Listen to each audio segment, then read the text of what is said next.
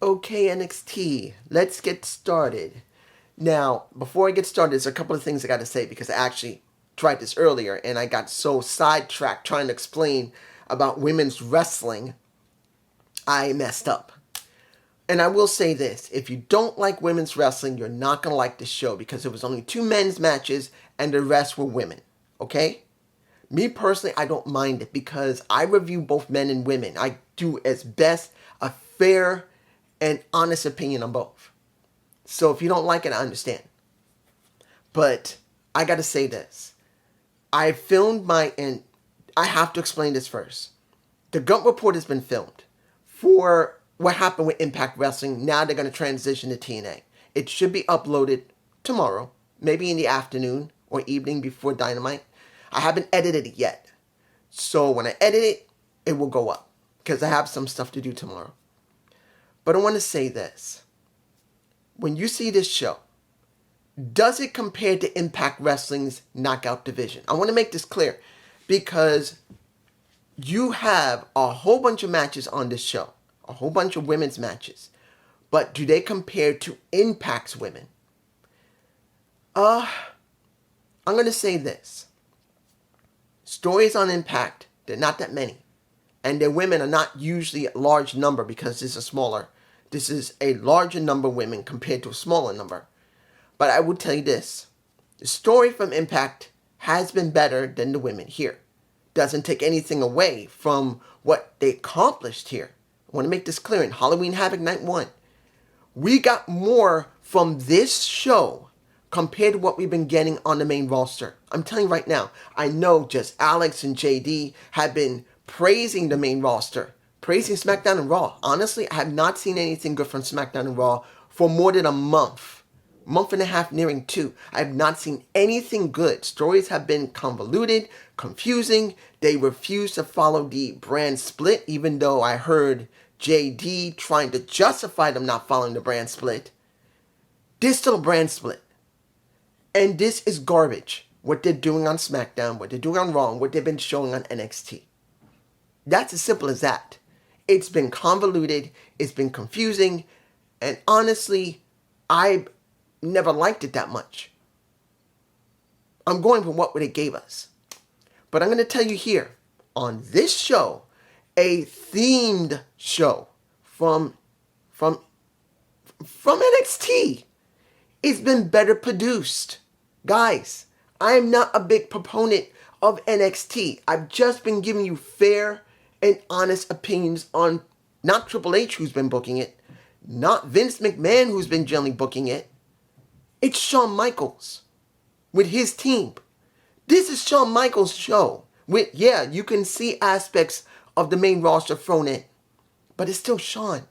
And as I said, he does basic booking 101 from the golden age of the 80s and the early 90s and a little bit of the Attitude Era thrown in with a little bit of NXT Black and Gold, which is not much at all. This is what you get. Now, opening. Devil's Playground match. We got Roxanne Perez versus... Who is the real star of that match? Kiana James. For me personally, it's Kiana. Doesn't mean I don't like Roxanne, but Kiana just seems like she's ready for the main roster. She looks polished. She sounds polished. She talks pretty well. I feel like with this loss, if they send it to the main roster now, I would not be too surprised. Because as it stands with Roxanne Perez, taking nothing from her, she is a Booker T girl. He loves him some, and I know many people say, oh, he loves a. Look, let's make it clear. We all love the same woman that he loves, that everybody keeps saying when it comes to Trish Stratus. He always talks about Trish Stratus and praises her. But this is his girl. Roxanne Perez is more important to him than a Trish Stratus. Yeah, she got a good pair of tits. She got a good ass, and she ran the road with him. Does not mean anything compared to the person that he trained personally. So here, I can understand why she's special. She has proven that she's worked well. But does it feel like she's ready for the main roster? No. Kiana James does. That's just a straight truth. And if she goes to the main roster after this, within the next couple of months, I will not be surprised. Because when you look at Roxanne Perez, yes, she's a lot more tougher, but she still has no character. That's why she's not going anywhere. Next, Lexington King, the former Brian Pillman Jr. I've seen the vignettes. They were not badly done. And he's making it very clear. This is not about his father's legacy. It's about his own. When you see a second or third generation wrestler, they always got to live up to the former wrestlers before them, whether they're men or women.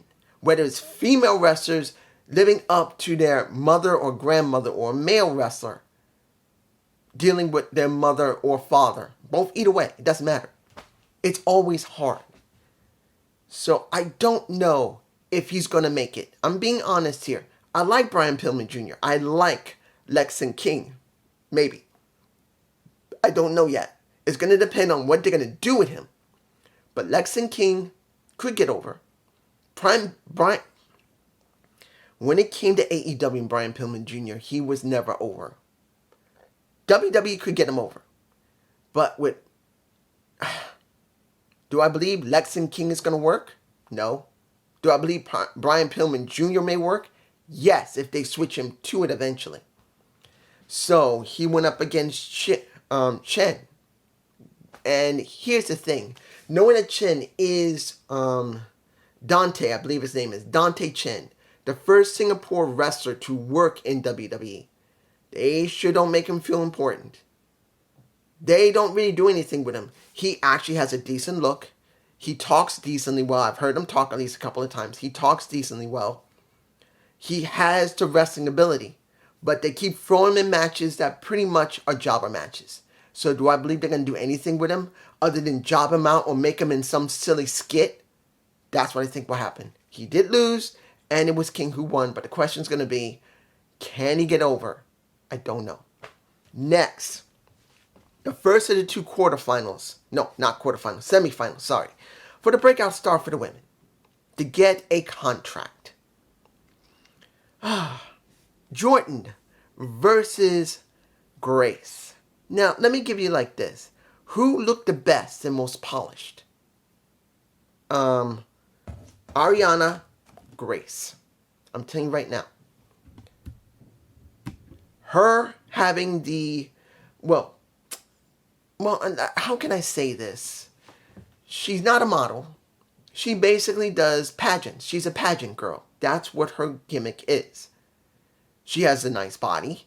She spoke pretty well. And she can wrestle a little bit better than Kiana Jordan. She just does. She wrestles better than her. And if I remember correctly, when it came to Grace as an alternate, because Jackson, I think she broke her hand, I would rather have seen her go further than Tiani. I know people are going to say, dude, you're just being mean to her. No. She has no character. And she's more of, like I said, when it came to Sorika, not Calval. Sorika. Sorika was more gymnastics, less wrestling. And when I look at Jordan, she's the same way. Yeah, she's the same way. She is not a wrestler. She is a gymnast trying to be a wrestler. You have to balance it out. Bring it about here. If you're like this, you got to bring it down to here. At least enough to make it look good as a wrestler who can do gymnastics, not a gymnast who's trying to be a wrestler. When you look at RVD, he did every move that you can see, but he always balanced it out. As much as he was highly gymnastic and a martial artist himself, like a Jean-Claude Van Damme, honestly, you could tell that he was a wrestler first, and then doing any martial arts or gymnastics was second. He made sure that the match was for the wrestling, not for the high flying or the flips or the kicks. It was wrestling. And when I look at Kiana Jordan, I just don't see it. and then seeing that she's moving forward, I don't get it. I think it's not good for her because she hasn't learned anything yet. Now let's move on. The next match, which is for the men's tag championships. Chase U with a JC James and a Thea Hall. Sorry, not Hall, Hale. I always say Hall instead of Hale.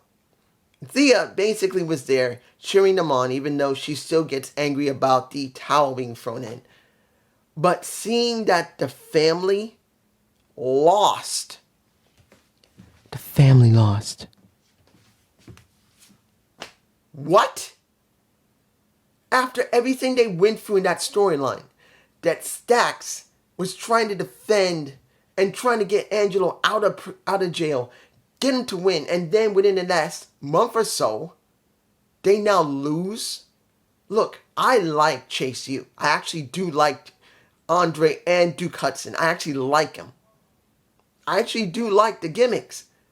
But honestly, I don't see it now. I don't know why they did it now. What was the point of letting Chase U win it unless there's going to be some type of storyline that's going to be for Chase U in general? And it better be. Because if they let them have those titles for a little while and just drop them back over to the family or someone else, it was hot potatoing the titles. That's wrong. That is so wrong to do that to the family, to Stacks and D'Angelo. I do not agree with that. I do not agree that Chase U won those titles, and worse yet, they don't keep them long. If they don't keep them for at least a couple of months, not a few weeks, a few months at least, 2 or 3 easily months. If don't even make it past a month, this was stupid they made them drop the titles. I'm just saying. Now, in the back, we did see something in the back. As Chase U was celebrating, there were 2 guys that went by them. I couldn't see them, but you could see them yourself. And you know there's something going on. They didn't show them, but that was that. But then, we get the tag champions showing up for the women. We get Piper Niven and Chelsea Green showing up for no reason. You see me botching here because there's no point in it. Why are the tag champions there? Now, mind you, they have the right to be there as the WWE Tag Champions because they did combine NXT and the unified titles together. They can go to any show. But tell me, when was the last time they really cared about sending them over there? I think in the last couple of months, they've only gone there twice. Twice. And that was a couple of weeks, I think at least last week, when they showed up to mess with Tegan Nox and Natalya. Or was it a week before that? I can't remember. That's it. When have you seen the tag champions even go to NXT? After they merged those titles, they never even went over there. Hell, those titles have been generally on Raw. They've barely been seen on SmackDown. Unless it's going to be something else. So I'm shocked they even put them on NXT. But now, we're going to get Thea and JC. They're going to get a shot at them. Does it mean they're going to win? Nope. But they're at least giving them a shot. Let's move on.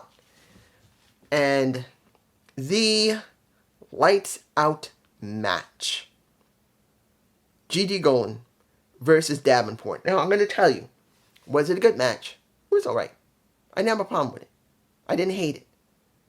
Do I hate the concept of the Lights Out match? Yes. In the sense that you don't need to have total darkness to make it mean something. Look, there was an unsanctioned match and a Lights Out match in AEW. They didn't need to dim everything. The Lights Out match means that it's unsanctioned. That's what it meant. And I think that's what they should go with it when it comes to Light Out. They don't need to have it in the darkness. But they're always going to do it because they want to be different from AEW. In the end, Davenport... Here's the problem with Davenport. She sounds good. She has a good look. She talks well. But what is she doing now? Ever since she's been back, she's destroyed people, but it doesn't really mean anything. Honestly, there's nothing there. I'm just saying. Now, I don't know. Let's get to the next match, the second semifinal for the breakout star for the women. And we got Vice versus Pederic, I think. I'm mispronouncing. I'm butchering her name. I'm bad with names. This is the second time I've seen her. And pretty much, when I looked at who was better, Pederic, I think that's her name, she was a better wrestler than Vice. Lola Vice is more about character than she is about wrestling, even though she's a former MMA wrestler, and Pederic is not a bad fighter herself. She actually looked way better. She seemed more polished. But I knew they were not going to let Lola lose. And because she's been working with Elektra Lopez, I'm not surprised she won. But I'm going to be honest here. Do I care about her? No, she reminds me of Selena Vega. Dancing her ass around like Selena Vega, well, somewhat would dance. Because Selena doesn't dance much. But when it comes to Vice, that's all she does is dance. And to be honest, it's going to be a strange thing when you see Vice on the main roster and you already got Selena Vega on the main roster. They're both pretty much almost the same height. But the thing is, who's better? You got a better talker in Selena, and you got someone who likes to dance around and shake her ass and Vice. That's what you're going to do when you finally put them up against each other, unless you're going to team them up. I'm just saying. Now let's do a little bit of the back stuff. We got Chelsea and Scarlett. At one point, I forgot what was a Hellraiser. Chelsea looked like Hellraiser. I never expected to see a sexy shaped Hellraiser with all the nails in the face. I didn't expect that. But that's what we got. And then we got, I forgot what Scarlett was dressed as. But let's make it clear. Did they both look sexy? Well, did Scarlett look sexy? Yes. Did Chelsea look sexy? She did the Edward Scissorhand bit in her regular clothes, which she looked good. But the Hellraiser, dude, that got me. I'm going like, if that Hellraiser was in the movies, I'm going like, damn. But at one point during the show, we got the Creeds. And they wanted a match. They wanted to make sure they got a really good match. So now they're going to have a tables, ladders, and scares match next week at night 2. Am I interested? But it's not bad. Also, we're going to get a match with Frazier and Dom for the North American title. I do not expect Dom to job here. But I'm going to be honest here. Does he need a job? Yeah. But I don't believe he needs a job now, because once Logan Paul is finished, I think the only person that's right to get that title, whether it's Survivor Series or WrestleMania, which would make no sense, Survivor Series will probably be the best time, will be Dom versus his father for that U.S. title. It makes the most sense. I'm sorry. Von Wagner, still talking about Von still being injured, wrapped like my bandana on my head. He's still wrapped up, still trying to walk. And Mr. Stone making it very clear, hey, I came to check up on you. I'm your friend. And Von was surprised that Mr. Stone is his friend. But he's saying, why the hell did you do that? Why did you make that match? You're going to get slaughtered. He says, I don't care. Even if it's only one hit, one punch, one kick, I want him to feel something for what he did to you. And that's when he said, we're friends. I don't care. I'm going to do this for you. I'm dedicating it to you. Next week we're having it. But do I believe that he's going to get one hit in? Yes. Before he gets annihilated. Because I don't expect Von Wagner to be there. He's not supposedly ready yet. Let's see. Oh, Akira Tozawa stole... Akira Tozawa, who I believe he should just leave the company, because they're really just making him joke around all the time. Now, mind you, maybe he likes it. And I'm not saying that he wouldn't. If that's what he's fine with, more power to him. He's liking the comedic aspects of wrestling now. But seeing Akira Tozawa, who, if I remember correctly, was in TNA at one point, with the same name, Akira Tozawa, I think. I'm not sure. You guys are going to tell me below if I'm wrong, but I do believe he did appear in TNA at one point, and I did remember seeing a match with him, and I believe it was an Ultimate X match. He worked so good in that match, and seeing him from doing that to this, he stole Nolan Dar's Heritage Cup. Really? They got nothing else better for Nolan Dar to do with Metaphor but to let Akira Tozawa steal his cup. I'm just saying. Final match. If I'm forgetting anything, I'm sorry. We got Becky Lynch versus Lyra Valkyria for the NXT title. Now, we did get a Jade sighting. She was there taking off her robe. Well, not her robe, but pretty much her, her mink? Or fake mink, who knows? She's standing there doing this, which she can do. Look, guys, let's make it clear. Is she chiseled out of stone? Yes. That woman, that former basketball player is, I believe she is, if I'm remembering correctly, is freaking chiseled out of fucking stone. She's like, yeah, she got this. She's like hips here, and she got a butt here, and she's all muscle. Look, when you look at a Bianca Belair, she's a beautiful woman, but she's built like a runner. She is flat, no boobies, shoulders like this, flat, no boobies, a little bit of butt, and really hard, thick legs. And then you look at Jade Cargill. The girl literally is some hips, some shoulders, boobs, hips, legs, all solid. I'm not trying to be over-sexualizing her, or Bianca for that matter, but if you put them up against one another, who do you think would win in a fight? It's not going to be Bianca. It's going to be Jade. She looks like she'll eat her alive, and she was there to watch. Was this the best match of the night? Yes, it was, because it was already nearing 10 o'clock when the match started, and the match ran, 10-16, 10-14? I think it was 10-16, 10-14 when the match was over. It was a very good match. But what made this good, for me personally, is that they finally decided give the title to Lyra Valkyria.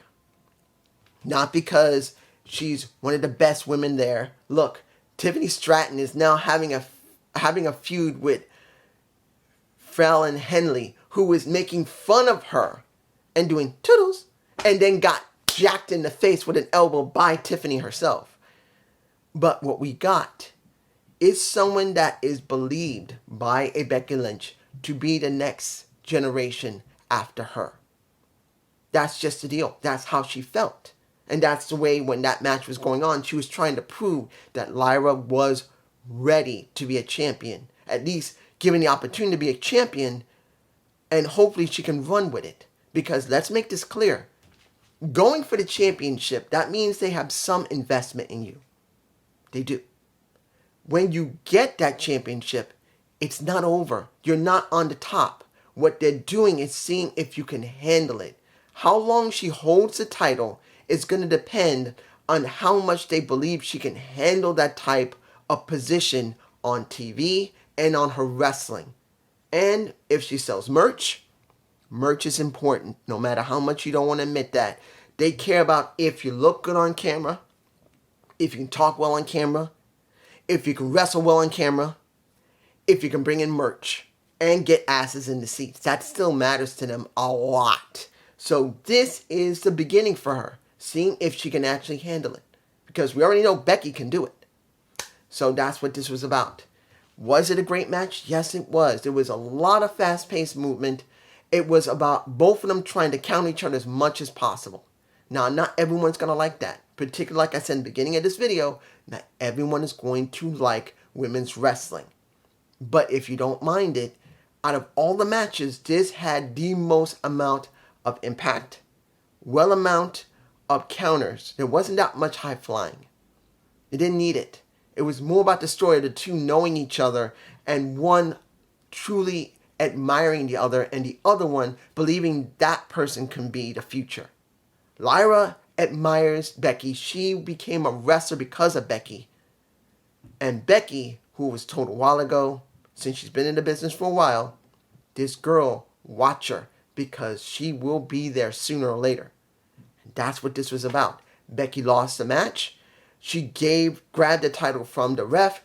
She gave it to Lyra, gave her a hug, and raised her arm. And that was what we got at the end of the show. That's what we got for Halloween Havoc. Was it a good show? It wasn't bad. But admittedly, seeing that the breakout stars was the key here. All of this was almost totally women. We got 2 breakout star matches. We got 1 double playing ground match. We got a lights out match. This was all about the women that were already there. They're trying to push. And compared to the main roster, I feel it here. At least they're trying to progress the women here to get them in positions that can be useful. And when you look at the main roster of SmackDown and Raw, I don't see shit. It's nothing but a joke. Look, you look at Io Sky. She is a joke. She can't even win a match without damage control once. By doing that, it invalidates her. She needs to have 1 win against somebody. She can't even do it. And when you see, it's just sad to see that so few women are being pushed right now. When it comes to Rhea Ripley, it's almost no one that she can even go up against. She's got to go for a fatal 5-way. That's all they got. Because they have barely anyone booked correctly. But this is just me. Peace.